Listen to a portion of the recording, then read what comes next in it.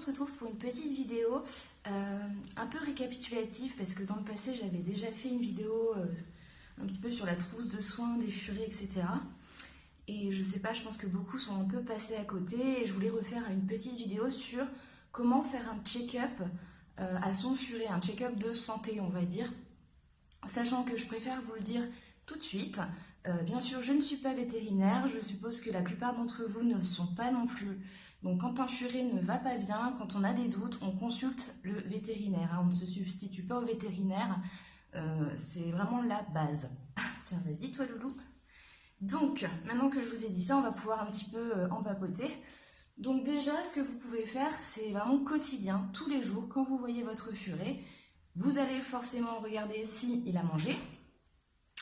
Hop. Vous allez forcément regarder s'il a mangé, donc vous pouvez vous rendre compte s'il mange plus ou moins que d'habitude, sachant que selon les saisons, on le sait, hein, un furet en été ne mange pas comme en hiver, mais admettons, vous voyez qu'il n'a pratiquement pas touché sa nourriture, etc. C'est évidemment un signe peut-être que ça ne va pas bien. Vous allez aussi, puisque c'est quotidien, voir en faisant la litière, vous allez pouvoir voir ses selles. Donc voilà, si par exemple vous voyez qu'il a une diarrhée, c'est pas normal.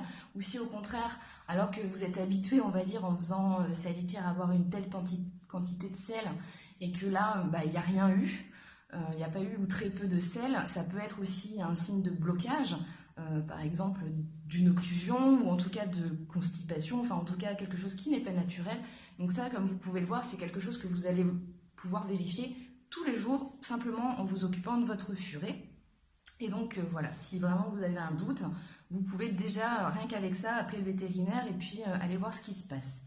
Ce qu'il y a aussi, donc que vous allez pouvoir vous rendre compte tous les jours, c'est le comportement de votre furet. C'est-à-dire que si vous avez, enfin vous le connaissez normalement, si tous les jours, voilà, quand vous le lâchez, il s'amuse, il joue, voilà. Que là, vous le voyez, il est un petit peu abattu, il bouge pas, enfin voilà, il est pas bien. Dans ces cas-là, ça peut être aussi un signe qu'il est malade ou qu'il y a quelque chose qui ne va pas. Donc le comportement, pareil, un furet qui pourrait se mettre à être agressif, par exemple, alors il est très cool et là, en fait, dès que vous le touchez, il vous mord. C'est peut-être qu'il s'est blessé, il a pu tomber, il peut être malade. Enfin, voilà. Donc ça aussi, un changement de comportement, c'est plutôt radical. Donc s'il y en a un, eh bien, il faut aussi consulter le vétérinaire parce que c'est un très bon indicateur. Dans ces cas-là, quand vous allez remarquer, comme je vous ai dit là, ces changements-là, ce que vous pouvez faire, c'est prendre la température de votre furet. Donc pour prendre la température, il vous faut un thermomètre rectal. Attention, bien sûr, quand vous allez prendre la température, pensez bien à donner quelque chose d'appétant à votre furet en même temps pour éviter qu'il se débatte et qu'il n'y pense pas. Sachant que la température normale du furet est entre 37,8 et 40 degrés. Voilà, donc ça veut dire qu'au-delà de 40 degrés, il a de la fièvre. Donc voilà, si par exemple vous voyez que votre furet a de la fièvre, là aussi il faut consulter très très rapidement puisque ce n'est pas du tout normal qu'un furet ait de la fièvre. Voilà, maintenant que vous avez fait toutes ces vérifications et que vous avez su adopter, voilà, prendre la température, etc., si ça n'allait pas, on va parler un petit peu de vérifier le physique, le corps en fait de votre furet. Donc je vais utiliser un des bibous en exemple. Vous voulez bien? Fixer ma puce, tu restes comme ça? Non, tu veux partir du coup? On va faire ta petite vie. Alors, on va utiliser ce furet comme exemple. Donc, voilà. Donc votre furet, en fait, quand vous allez le prendre et regarder son corps. Donc en gros, non par contre tu grimpes pas ma puce. Hein. Donc pour le corps, donc ça, vous pouvez le faire aussi tous les jours, puisque tous les jours, vous êtes avec votre furet. Donc vous allez regarder... Non, ma chérie, je t'ai dit, tu grimpes pas. Sinon, tu vas tout faire tomber. Alors c'est toi que j'utilise, sinon, hein, pour le check-up. Des bêtises, comme tous les furets. Donc, je vais l'utiliser elle, hein, puisqu'elle n'arrête pas d'aller voir partout. Donc, votre furet, quand vous l'attrapez, donc tous les jours, vous pouvez le faire, ceci. Vous regardez son corps, donc vous le regardez, donc vous pouvez faire la peau du cou, hein, pour ça il n'y a pas de souci, pour qu'il soit plus calme. Donc vous regardez un petit peu tout son corps, vous touchez partout, partout, partout, partout, au niveau du corps, d'accord? Vous regardez, il ne doit pas y avoir de plaies, de croûtes, etc.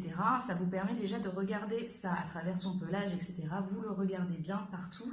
Il doit être, la peau doit être saine, les poils doivent être partout pareil, il ne doit pas manquer des poils quelque part. Et voilà, donc ça, c'est vraiment pour vous rendre compte s'il y a quelque chose déjà physiquement. Vous pouvez après, quand vous le tenez comme ça, le toucher et vérifier par exemple sous les aisselles, comme ça, là, sous les pattes, partout sur le ventre, ici, derrière les pattes, comme ça, un petit peu partout. Vous le touchez au niveau de la tête. Oui, même pas. Au niveau de la tête, vous touchez.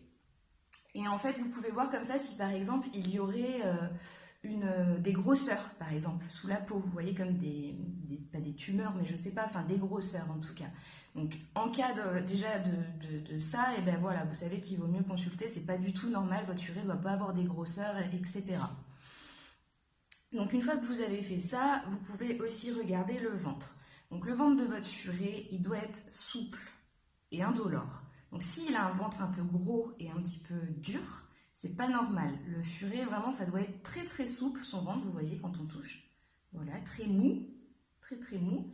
Et il doit pas avoir de réaction du genre comme s'il avait mal. Donc bon, voilà, déjà un ventre bien mou, bien souple, pas gros, pas dur, c'est bon signe aussi. Normalement, en tout cas, ça veut dire que ça va. Donc après, ce que vous pouvez faire, c'est regarder la zone, on va dire, génitale, hein, voilà, donc que ça soit mâle et femelle. Pour les mâles, là on voit un petit peu sur rose ici, vous pouvez regarder le petit trou où il y a le kiki, hein, donc il doit être pareil, propre, pas de croûte, rien, très propre. Pour la femelle, vous allez avoir la vulve, hein, donc qui est le petit point juste au-dessus de l'anus. Donc pareil, qui doit être propre, on ne doit rien avoir de spécial dessus. Vous regardez l'anus, hein, voilà, pareil, il ne doit pas y avoir trop de caca, de sang ou de choses comme ça, pas propre dessus, ça doit être propre cette zone. Voilà, tout ça, ça peut aussi vous indiquer s'il n'y aurait pas un petit souci. Une fois que vous avez fait ça, vous pouvez vous attaquer un petit peu à la tête. Donc pour la tête, là vous prenez votre furet, alors vous regardez déjà, on va dire les oreilles. Bon, les oreilles elles doivent être propres, après un furet ça peut avoir les oreilles sales. Donc là il suffit de lui nettoyer une première fois, et puis si voilà, ça revenait, ou si vraiment vous remarquiez des croûtes, des choses un peu noires, etc., ça pouvait être une infection, une gale des oreilles, allez consulter un vétérinaire compétent aussi dans ces cas-là. Parce que c'est pareil, les oreilles d'un furet ne doivent pas être normalement nettoyées tout le temps. Après, sachez qu'il y a des furets qui ont plus ou moins des oreilles sales, hein. Moi, je sais que c'est le cas de Ose. Ah bah, je t'ai vexée peut-être. Donc voilà, ça peut arriver que certains furets aient les oreilles sales.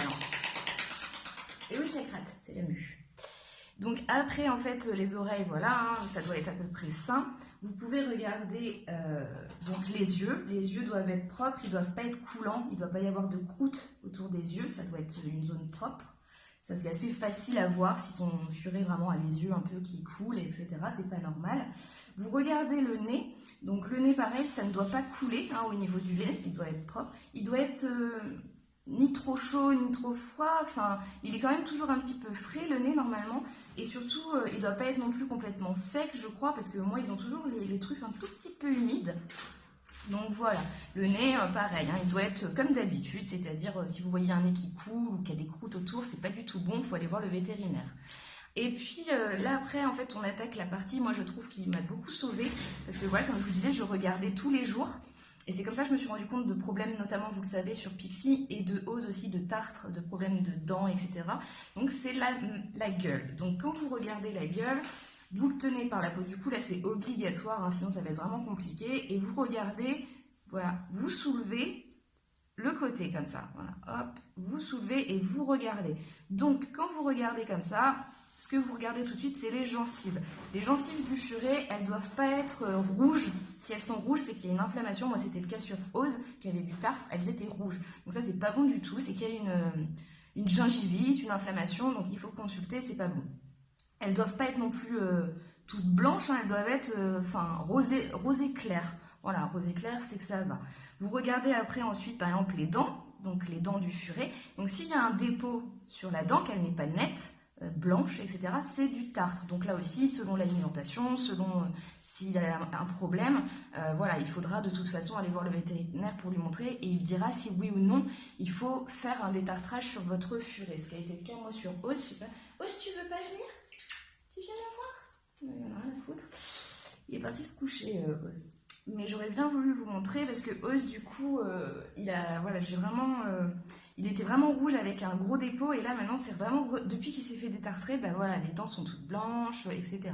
Donc les dents blanches, pas de tartre, les gencives saines, c'est-à-dire rosées, ça c'est vraiment quelque chose que vous pouvez voir rapidement. Après vous, bien sûr, si vous pouvez attendre, voilà, hop, qu'il baille, vous vous souvenez, la fameuse soumission. C'est juste un réflexe, donc quand il baille, vous en profitez pour regarder vraiment l'intérieur de la gueule. Vous pourrez voir la langue, vous pourrez voir l'intérieur pas de la gorge, mais le palais, etc. Ce qui pourrait vous permettre éventuellement de voir peut-être des aftes ou des plaies à l'intérieur de la gueule. La gueule doit être saine, un peu comme nous. Oui, viens me voir bébé, tiens, je voulais te montrer. Voilà, excusez-moi, je voulais vous montrer quand même sur Oz, je sais pas si ça va bien se voir, parce que Oz, voilà, on lui a retiré la dent, il avait perdu une dent, il a perdu une dent pendant le détartrage, on pense que c'est pour ça qu'il avait du tartre, et si vous voyez, enfin je sais pas si vous avez bien vu, mais maintenant, et ben voilà, il est parfaitement, et là la gencive qui est redevenue toute rose, j'aurais dû faire des photos avant-après, c'est assez impressionnant. Je suis désolée, ça a coupé ma vidéo, je sais pas pourquoi. Et en tout cas, je voulais vous donner un dernier point à faire au niveau de la gueule de votre furet, c'est sentir son haleine. Ça a l'air un peu bizarre comme ça, mais par exemple, Oz, ça pareil, c'est un peu comme ça que je me suis rendu compte qu'il y avait un problème de tartre, etc., d'infection, que c'était pas bon, parce qu'il avait vraiment mauvaise haleine, alors qu'un furet, normalement, il n'a pas de mauvaise haleine, hein, et son haleine est neutre, on va dire, ça ne sent rien. Donc voilà, un furet qui a une mauvaise haleine, vous sentez bien en même temps sa gueule. S'il y a une odeur, c'est quand même pas bon signe. Il faudra certainement l'emmener au vétérinaire pour découvrir ce qui ne va pas. Voilà, ce que vous pouvez faire aussi, donc déjà si vous faites ça tous les jours, je peux vous assurer que vous pourrez certainement vous rendre rapidement compte en tout cas de quelque chose, c'est-à-dire que moi si je ne l'avais pas fait sur Pixie, voilà, peut-être ça aurait pu être encore pire, les infections quand elle m'a fait ses boules là, etc. Donc voilà, vous voyez, ça vous demande pas de temps, en plus ça habitue votre furet, c'est-à-dire que quand après il est chez le vétérinaire, qui se fait ausculter, et ben il connaît un petit peu, il se laisse plus facilement faire, je pense, et puis voilà, de toute façon, c'est une manipulation à faire. Ce que vous pouvez faire de temps en temps, je ne vous dis pas de le faire tous les jours, mais je sais pas, une fois toutes les semaines, toutes les 2 semaines, ce que vous pouvez faire, c'est peser votre furet. Voilà, pour voir si en hiver le poids monte bien, si en été le poids ne descend pas trop, ou qui se stabilise. Voilà, comme ça, quand vous connaissez après le poids que fait votre furet, vous pouvez un petit peu vous rendre compte s'il se met à vraiment maigrir, par exemple, etc. Ça, c'est pas vraiment normal. Donc la pesée est quelque chose d'intéressant à faire. Et puis vraiment pour finir, mais ça c'est un peu du soin, on va dire quotidien, logique, un peu comme les oreilles, vous regardez les griffes de votre furet, si elles sont trop longues, là par exemple, Oz, on va pas tarder à le faire. Et voilà, il ne faut pas qu'elles soient trop longues, déjà pour pas qu'ils se blessent entre eux notamment, ou par exemple, pour pas qu'ils s'accrochent, vous savez, dans les tissus. Moi souvent quand je vois qu'ils s'accrochent, je sais que c'est mort, c'est que j'ai trop laissé passer de temps, et voilà, il faut couper. J'ai fait toute une vidéo sur la coupe des griffes, donc je vous laisserai la regarder si vous ne savez pas comment on fait. Voilà, donc j'espère que ça va vous aider, c'est vraiment du petit soin quotidien, quand on prend l'habitude de le faire. Je trouve que ça peut vraiment bien aider à connaître son furet, à voir ce qui est normal, pas normal. Là en plus on approche bientôt, là début d'année, ça va être la période des chaleurs des femelles, donc n'oubliez pas aussi quotidiennement de vérifier la vulve de votre femelle, parce que dès qu'elle va commencer un tout petit peu à se voir, ça voudrait dire que les chaleurs ont commencé et qu'il faudra vite filer l'implanter. Voilà, écoutez, nous on va vous laisser, hein. Vous avez vu, regardez-moi ça comme ils sont beaux. Ouh là là, quel beau poids, quel beau poil. L'hiver est là. Donc, Garus, ça fait son petit sauvage comme d'habitude, vous l'avez peut-être pas trop vu. Et voilà, donc on vous souhaite une bonne fin de week-end, une bonne semaine, et on vous dit salut!